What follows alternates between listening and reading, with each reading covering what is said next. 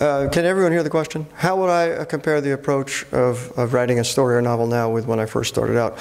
When I first started out, I had a lot more time because I didn't realize that death comes for us all. Now I realize that. And I realize that, yeah, I don't want to shock you. Sorry, maybe I shouldn't have said that. And there are exceptions. The Virgin Mary, for instance, was one exception. I'm more wired into it now. This is my life. This is all I do. It's all I want to do. I explained, I wrote a preface to the second volume at the suggestion of my editor, in which I talk about my aesthetic and why I do this, and tell stories about my student days and why I write stories. It's all-consuming. It's my life. It's magical. I don't know what any story will be or where it's going to go.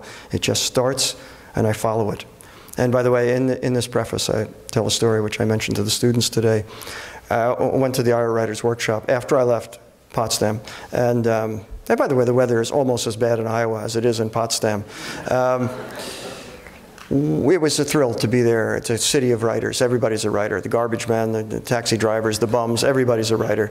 And we had many, many evenings like this when we saw the writers whom we admired come through town. And, you know, yes, they were drunk and mentally disturbed and so on, but still, there they were.